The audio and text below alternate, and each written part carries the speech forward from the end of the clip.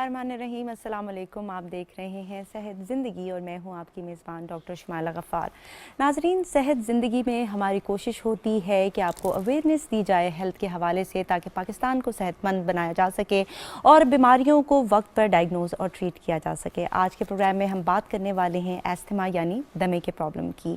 जैसे कि आप जानते हैं कि आजकल सांस की बीमारियाँ बहुत ज़्यादा आम होती जा रही हैं और दमा उनमें से एक है। हर साल मई में वर्ल्ड एस्थमा डे मनाया जाता है ताकि अवाम में शऊर और आगाही पैदा की जा सके, और इस साल भी ये दिन मनाया गया और जो इसका थीम था वो था closing gaps in asthma care. माहिरीन के मुताबिक एक ऐसी बीमारी है जिसमें फेफड़ों में सोजिश हो जाती है, जिसकी वजह से आपकी सांस की नालियां तंग हो जाती हैं और सांस लेने में पेशेंट को दुश्वारी का सामना होता है। तहकीक ये भी बताती है कि ये काबिल इलाज मर्ज़ है और अगर थोड़ी सी तवज्जो दे दी जाए तो इस बीमारी को बआसानी काबू में किया जा सकता है। इस पर डिटेल से बात करने के लिए हमें ज्वाइन किया है डॉक्टर ए उस्मान ने, जो कि पल्मोनोलॉजिस्ट और कंसल्टेंट फिजिशियन हैं। 36 साल का इनका एक्सपीरियंस है। कोविड में he was first line warrior. और इनके साथ साथ हमें ज्वाइन कर रही हैं डॉक्टर फरिया अजमल, जो कि मेडिकल ऑफिसर हैं। अस्सलाम वालेकुम and welcome to the program both of you. जी डॉक्टर उस्मान, आपसे मैं स्टार्ट करना चाहूँगी। आप ये बताइएगा कि एस्थमा या फिर दमा है क्या, और क्या इसमें इंसान को सिर्फ सांस लेने में तकलीफ़ होती है या इसकी और भी अलामात होती हैं? जी बिल्कुल। एस्थमा बेसिकली जो दमे के नाम से मशहूर है, इसका ये है कि ये सांस की नालियों की जकड़न का नाम है, जिसमें सांस की नालियों की सोजिश हो जाती है, उसमें रतूबत इकट्ठी हो जाती है। उसके बाद मरीज़ को सांस की घुटन महसूस होती है। उसके बाद चलने फिरने में उसको दुश्वारी होती है और खांसी का एलिमेंट जो है वो बड़ा प्रोमिनेंट रहता है। इसमें यह है कि ये जो दमा है बेसिकली ये एक मॉर्सी इनहेरिटेड जो है एक डिज़ीज़ है। इसमें यह है कि जिस वक्त जिन लोगों की हिस्ट्री होती है जेनेटिकली कि वो उनके रेस में या उनकी नस्ल में जो है वो एस्थमा चल रहा होता है, तो उसमें ये है कि कई दफ़ा छोटा सा ट्राइगर उनके सांस की नालियों को तंगी का बायस बन जाता है और उसमें ज़्यादा रतूबतें पैदा करके और सांस की जो अमल है उसमें जो है वो मुश्किलात पेश आनी शुरू हो जाती हैं। इसमें यह है कि बेसिकली कुछ एनवायरमेंटल फैक्टर्स भी होते हैं, जिसमें अगर कोई पेशेंट जो कि सेंसिटिव है फॉर द ट्राइगर्स और वो ऐसी जगह के ऊपर रह रहा है कि जो क्या नाम है स्मोकी है या हाउस डस्ट माइट जो है उससे उसका एक्सपोजर है, तो उसको जो है एस्थमा के अटैक्स जो है वो ज़्यादा होने शुरू हो जाएंगे। तो इसमें लंग्स में क्या प्रॉब्लम होती है? क्या वो डेवलप सही तरीके से नहीं हुए होते? यानी आपने कहा जेनेटिक्स का भी रोल है। जी। तो उनकी डेवलपमेंट में कोई ख़राबी होती है या वो मोर सेंसिटिव होते हैं कि वो रिएक्ट कर रहे होते हैं? यानी अगर हम माइक्रोस्कोपिक लेवल पर जाकर देखें तो क्या चेंजेस आते हैं उसमें? बेसिकली ये है कि जो हमारी एक क़ुव्वत मुदाफ़त है उसका ये होता है कि वो उसका रिस्पांस अगर एग्जैजरेटेड हो जाए, यानी अगर एक आम आदमी जो है अगर वो स्मोक इनहेल करता है या फिर कोई डस्ट चली जाती है तो उसका नॉर्मल रिएक्शनरी तौर के ऊपर थोड़ी सी मसलन ये कि वो कफ वगैरह करके रिलीव हो जाएगा। बट एस्थमेटिक पेशेंट में एक इम्यून सिस्टम जो है वो ऐसा ऑन होता है कि जो IgE एंटीबॉडीज़ इम्यूनोग्लोबुलिन्स को इतना इंक्रीज़ कर जाता है कि वो बॉडी का जो लंग्स हैं वो एक रिएक्शन शो कर देते हैं। अच्छा। एक रिएक्शन दे देते हैं जिसकी वजह से जो है वो एक कैस्केड ऑफ प्रॉब्लम जो है वो चलना शुरू हो जाता है। बिकॉज के इन द सिंपल वर्ड्स अगर आप ये कह लें कि they are sensitive for the triggers. अच्छा, they are sensitive for the exactly. ठीक है। अच्छा, जेनेटिक्स का हमने कहा इसमें रोल है, तो अगर माँ बाप को है तो क्या ज़रूरी बच्चे को भी होगा, या अगर एक बच्चे को है तो क्या दूसरे को भी खतरा होता है? जी, उसमें चांसेस तो होते हैं कि ये जो है जेनेटिकली ट्रांसफ़र हो जाए।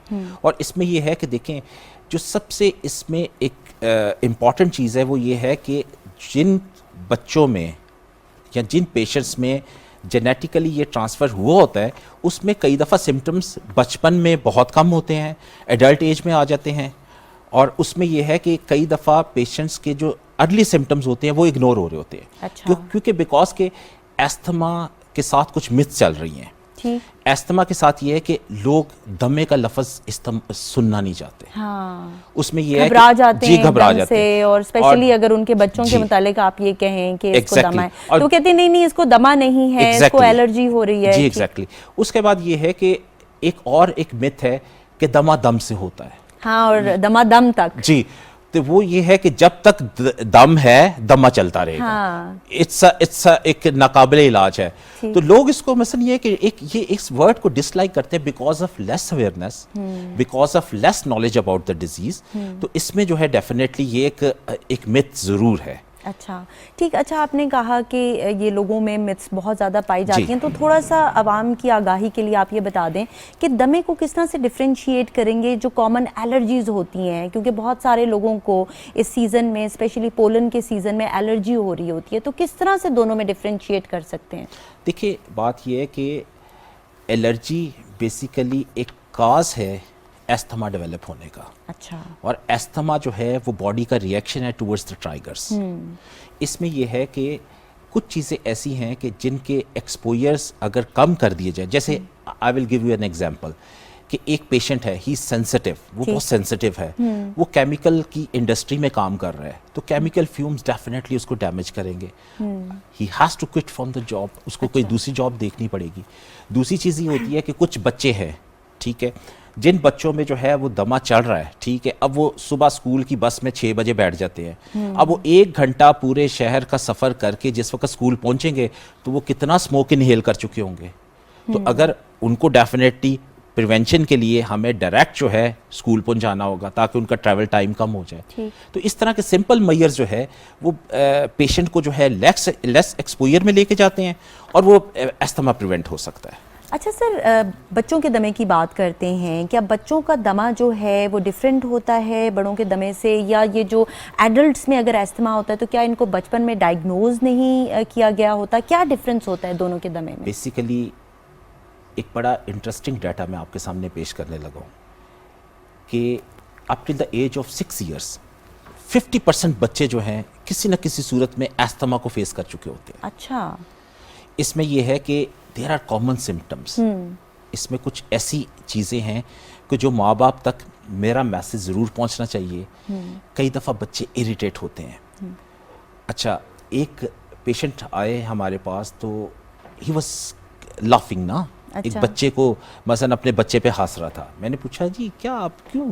कहते जी ये देखें, ये हालांकि वो चेक अपना दूसरा बच्चा करवाने आया हुआ था। अच्छा। तो कहते ये बच्चे को मैं इधर डालता हूँ तो सुबह उधर होता है, मतलब दूसरी जगह पे पहुंचा होता है। ठीक।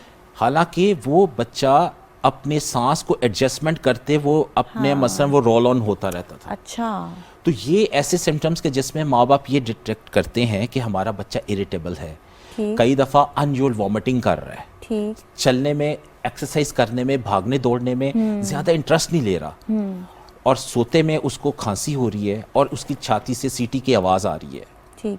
सीटी की आवाज़ भी बहुत ज़्यादा इम्पोर्टेंट है। सीटी की आवाज़ बहुत इंपॉर्टेंट होती है और बच्चा अनयूजुअल ज़्यादा बेड के ऊपर रोल ऑन कर रहा है। अच्छा। तो ये भी कई जगह दफा चेंज कर रहा है, ऐसी जगह पर जा रहा है जहाँ पर हवा का फ्लो जो है वो बेहतर है, जहाँ एडजस्ट कर ले अपने आप को बेहतर तरीके से कर सकता है। जी बिल्कुल। ठीक। तो ये ऐसी अनयूजुअल चीज़ें जो हैं वो बच्चों में फ़ौरन डिटेक्ट करके इसके ऊपर जो है वो फ़ौरन जो है डॉक्टर को रुजू करना चाहिए। अच्छा सर, ये बच्चे जो होते हैं ये बहुत ज़्यादा वीक भी होते हैं, अगर आप इनको देखें तो ये पेल होते हैं, वीक होते हैं, इसकी क्या वजूहात होती हैं? मतलब वो ओवरऑल क्या उनकी डाइट ठीक नहीं होती या ओवरऑल उनकी इम्यूनिटी बेहतर नहीं होती इस वजह से? देखिए, इन बच्चों में जो सबसे बड़ा प्रॉब्लम होता है कि इनकी इनटेक पुअर हो जाती है। ठीक। इनका प्रोटीन लॉस ज़्यादा स्टार्ट हो जाता है। और आपको मैं एक चीज़ बताऊं कि जो प्रोटीन की इनटेक है अगर वो 1 मिलीग्राम है, एस्थमा में वो 2 मिलीग्राम हो जाती है रिक्वायरमेंट।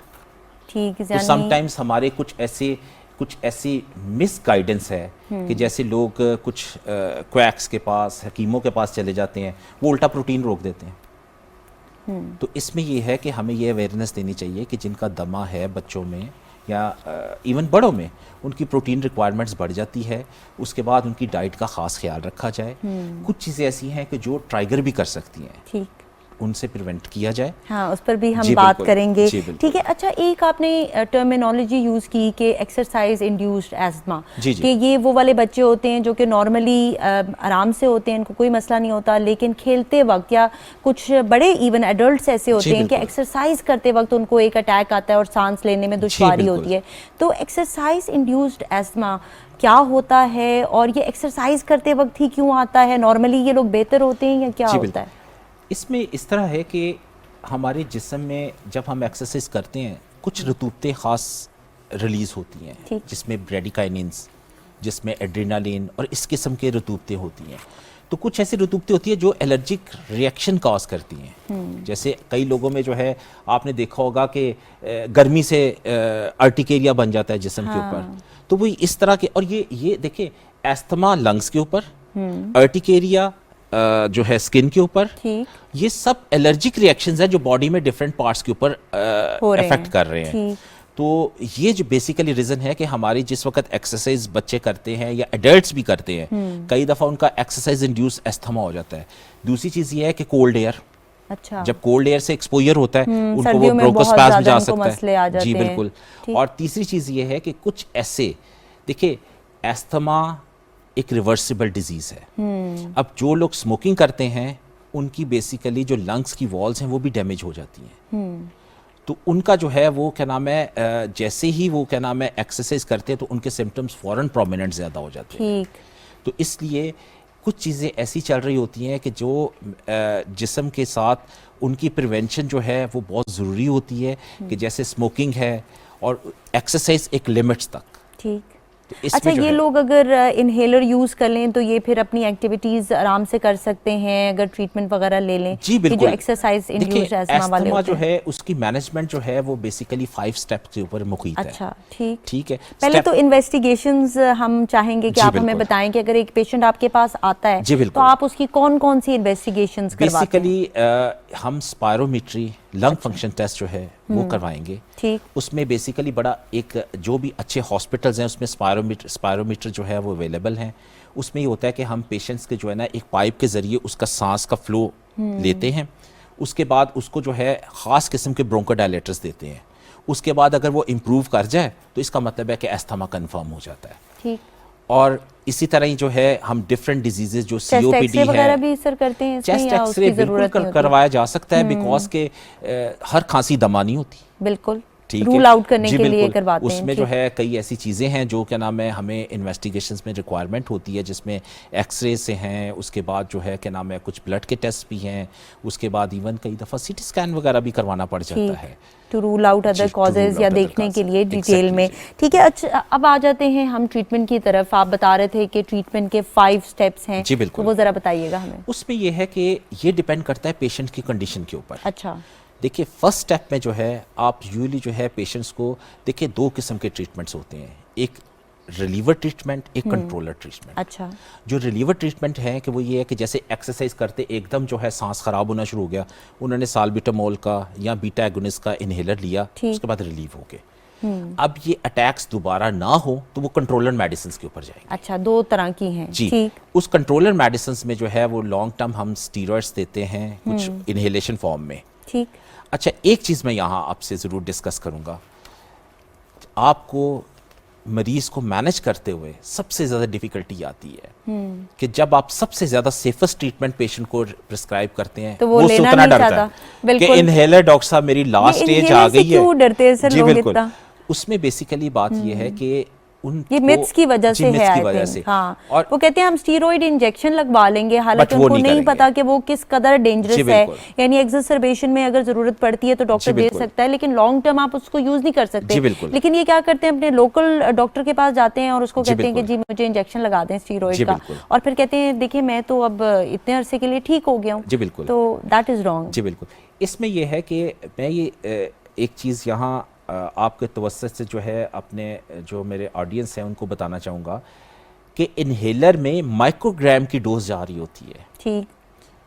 और जो आप टैबलेट फॉर्म में लेते हैं या सिरप फॉर्म में लेते हैं वो मिलीग्राम की सूरत में जा रही होती है। बढ़ तो गई आप है देखें कि मिलीग्राम और माइक्रोग्राम में कितना डिफरेंस होता है। बहुत ज़्यादा। सो आपको अपने डॉक्टर पे ट्रस्ट करना पड़ेगा। ठीक।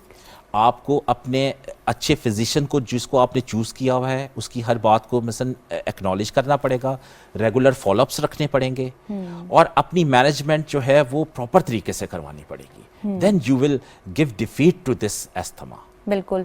अच्छा, ये इनहेलर का थोड़ा सा आप ये बता दें कि इसको यूज़ करते वक्त क्या एहतियात करनी चाहिए, क्योंकि कुछ लोगों को कैंडिडल इन्फेक्शन हो जाते हैं कैंडिडा के, तो उसका ये बता दें कि वो आपने रिंस करना होता है माउथ को। थोड़ी सी केयर मैं चाहती हूँ कि आप आवाम को बताएं। मैं I will appreciate your question कि this is the basic question जो क्या नाम है एक बहुत अच्छा नॉलेज हमारे जो है वो ऑडियंस को देगा। देखिए इसमें कुछ थोड़ा सा मैं इसका डिटेल में आंसर दूंगा। इसका ये कि इन्हेलर डॉक्टर साहब प्रिस्क्राइब कर देते हैं, घर में आके पेशेंट देखता है इन्हेलर को कभी ऊपर से कभी नीचे से, इसको लेना कैसे है। बात ये कि इन्हेलर लेने की टेक्निक सबसे इम्पॉर्टेंट है, ठीक है। दूसरी जो इसमें एक ट्रैप है वो ये है कि पेशेंट को ये पता होना चाहिए कि एक इन्हेलर में 120 मीटर डोजेज है, ठीक। अब वो ये है कि पहली डोज को वो डेफिनेटली उसमें जो उसका मीडिया होता है उसको रिलीज करें, जो उसका ट्रांसपोर्ट मीडिया होता है, उसके बाद 120 मीटर डोजेस ले। 120 मीटर डोजेस के बाद उसमें सिर्फ हवा रह जाती है। अगर वो उस डोज को यूज करता रहेगा तो he will just take air, not medicine. उसको शेक अच्छी तरह करे। उसको लेने का एक तरीका है, इनहेलर लिया, उसको शेक किया, मुंह के साथ लगाया, प्रेस किया, लंबा सांस लिया और 10 सेकंड तक आपने जो है उसको रोक के रखना है, ठीक। उसके बाद फिर स्लोली रिलीज करना है। हाँ, और ये तरीका बहुत ज्यादा इंपॉर्टेंट है। जी बिल्कुल। और इनहेलर लेने से पहले एक लंबा सांस छोड़ के फिर आप इनहेलर ले लें, ठीक। बच्चों में ये है कि हम स्पेसर इस्तेमाल कर सकते हैं, इस्तेमाल किया जाता है। उसके साथ स्पेसर मास्क भी होता है, वो भी इस्तेमाल कर सकते हैं। उससे जो है वो प्रॉपर मेडिकेशन जब जाएगी तो वो जो है बहुत अच्छा उसका इफेक्ट होगा। दूसरा आपका क्वेश्चन था कि फंगल एंड कैंडिडेटल इन्फेक्शन जो है उनको कैसे प्रिवेंट करना है। Just take a gargles of मसलन आप सिंपल वाटर का गार्गल करके उसको वॉश आउट कर ले अपने थ्रोट को, आपको कैंडिडेटल इन्फेक्शन। बिल्कुल, ये मैंने इसलिए आपसे पूछा सर क्योंकि बहुत सारे लोग होते हैं उनको ये फंगल इन्फेक्शंस होना शुरू हो जाते हैं जस्ट बिकॉज कि वो गार्गल्स नहीं कर रहे होते। जी बिल्कुल। तो एक छोटी सी एहतियात करके आप अपने आप को बचा सकते हैं। जी बिल्कुल सही। अच्छा डॉक्टर फरिया, मैं आपसे पूछना चाहूंगी थोड़ा सा हमें प्रिवेंशन के मुतालिक बताइए। सर ने तो हमें ट्रिगरिंग फैक्टर्स बताए, बड़ी डिटेल में हमारी गुफ्तगू जारी है, तो आप प्रिवेंशन के हवाले से क्या कहना चाहेंगी? ये बेसिकली जेनेटिक होता है और इसमें ये क्या होता है कि हमारी जो सांस की नलिकां हैं ना, ये ट्रिगर्स को बहुत ज़्यादा रिस्पॉन्ड करती हैं। तो आपने सबसे पहले ये करना है कि आपने अपने ट्रिगर को आइडेंटिफाई करना है और ये बहुत इंपॉर्टेंट है। इसके बाद जो है ना आपने करना है कि अगर आपको इलामात को अपनी इग्नोर नहीं करना। अगर आपको रात भर बहुत ज़्यादा खांसी आ रही है तो आपने उसको लाइटली नहीं लेना और आपने फ़ौरन जो है ना मतलब डॉक्टर से रुजू करना है, क्योंकि आपका जो है छोटा सा भी जो है ना एक स्टेज से दूसरी स्टेज तक जाने में ना टाइम नहीं लगता। अस्थमा जो है ना एपिसोडिक होता है तो वो जो है ना मतलब क्रॉनिक अस्थमा में कन्वर्ट हो जाता है, तो जो है जिसको मैनेज करना बहुत ज़्यादा मुश्किल हो जाता है। ट्रिगर फैक्टर्स जो हैं जो कि आपकी उसको बहुत ज़्यादा ख़राब कर देते हैं। ट्रिगर फैक्टर्स ये हैं कि आपका जो है अगर आप एक मरीज़ है वो बाहर जाता है तो उसको जो है उसका सांस ख़राब होने शुरू हो जाता है, तो वो ये देखेगा कि उसको पोलन से एलर्जी है। और अगर आप जो है मतलब आपके घर में अगर पालतू जानवर हैं तो उससे अगर आपको होता है तो इसका मतलब है कि आपको एलर्जी है, डस्ट माइट से एलर्जी हो जाती है आपको। और अगर आप किसी फैक्ट्री में काम कर रहे हैं, अगर वहाँ पर फ्यूम्स हैं तो उससे आपको एलर्जी हो जाती है। तो इन सब ट्रिगर फैक्टर्स को आपने अवॉइड करना है और इमरजेंसी की सूरत में आपने अपने पास एक इनहेलर रखना है। और जो है अगर आपको मतलब सिम्टम्स आपके एग्जास्परेट हो रहे हैं तो आपने फ़ौरन इनहेलर का इस्तेमाल करना है। और एक डायरी मेंटेन कर लें जिसमें वो लिखते जाएं कि मैं यहाँ पर गया और इस वजह से मुझ पर ये अटैक आया, जिस तरह कि अगर बाहर वो गए। और सर डायरी मेंटेन करने का कोई फ़ायदा होता है इस तरह? मैडम उसमें ये है कि डॉक्टर फरिया ने जो अभी बात की है दैट्स वेरी इंपॉर्टेंट, जो प्रिवेंशन पॉइंट ऑफ व्यू से है। उसमें ये है कि जो इन्होंने अभी एक बात की है कि episodic asthma can be converted into chronic asthma. ठीक। बेसिकली एपिसोडिक एस्थमा तो एक रिवर्सिबल है और उसमें मैनेजमेंट बड़ी इजी है।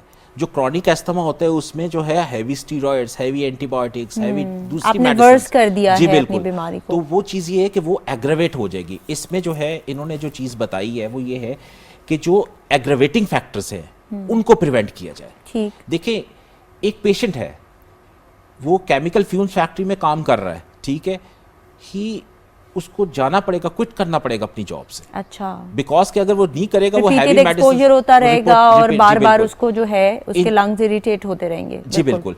उसके बाद जो डायरी मेंटेन करने वाला वो ये है कि उसको देखें, एक पेशेंट अगर वो इस डायरी पे नोट कर लेता है कि मुझे 2 दफा साल में हैवी स्टीरॉइड्स लेने पड़े हैं, तो इसका मतलब है तो उसको सीवियर अस्थमा हो चुका हुआ। अच्छा, ठीक है, वेरी इंपॉर्टेंट। उसके बाद ये है कि उसकी हॉस्पिटलाइजेशन का रिकॉर्ड पता चल जाएगा।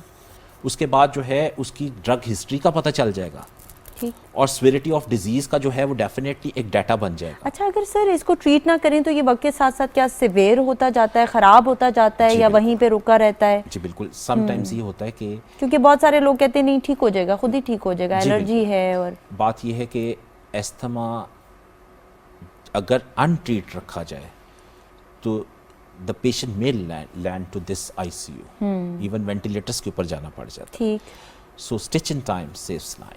सही। So, ये अच्छा, जो है- जो हैवी स्टीरॉइड्स हम दे रहे होते जी हैं सर, बिल्कुल। तो उसके भी लोग उससे बड़ा घबराते हैं क्योंकि स्टीरॉइड्स के काफ़ी साइड इफ़ेक्ट्स होते हैं। तो आप ये बताइएगा कि इस केस में क्या किया जाता है? क्या उसके बेनिफिट्स ज़्यादा हैं उसके साइड इफ़ेक्ट से, इसलिए डॉक्टर दे रहा है? देखिए, बात यह है कि जुडिशियल यूज़ ऑफ मेडिसिन्स, ठीक है, वो हमेशा मरीज़ के फ़ायदे में जाती है। उसके बाद देखें, जितनी डोज जहाँ रिक्वायरमेंट होती है वो हमारे डॉक्टर्स जो है they are very competent, they know कि how to manage this asthma. दूसरी बात ये कि स्टीरॉयड्स की कुछ लिमिटेड डोजेस कभी भी हार्मफुल नहीं होती। देखिए, स्टीरॉयड्स उस सूरत में हार्मफुल होता है कि एक पेशेंट को स्टीरॉयड्स लिख दिए हैं और वो 6 महीने 4 महीने खुद ही 3 अगर महीने वो खाता इस्तेमाल रहा। कर रहा है जी और बिल्कुल। डॉक्टर से रुजू नहीं कर जी रहा बिल्कुल। और खुद ही इंजेक्शन लगवा जी रहा है, बिल्कुल। तब वो डेंजरस जी है। ठीक, टारगेटेड ट्रीटमेंट कभी भी डेंजरस नहीं होता under supervision of a competent doctor.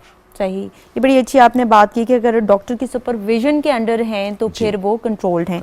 अच्छा सर, ये अक्सर फिल्मों में और ड्रामों में दिखाया जाता है कि इनहेलर पास नहीं था जिसकी वजह से मरीज की डेथ हो जाती है। जी बिल्कुल। तो इनहेलर पास रखना किस कदर ज़रूरी है? क्या वाकई ऐसा है कि अगर इनहेलर वक्त पे ना मिले, या ये वो सिवियर केसेस होते हैं जो कि इतने ख़राब हो चुके होते हैं बिल्कुल। कि इसमें डेथ हो जाती है? क्योंकि लोग बड़ा डरते हैं दमे जी से। बिल्कुल। बात ये है कि देखिए, जब भी किसी को एस्थमा की डायग्नोसिस हो चुकी हुई है, उसके कुछ प्रिवेंशंस होती हैं।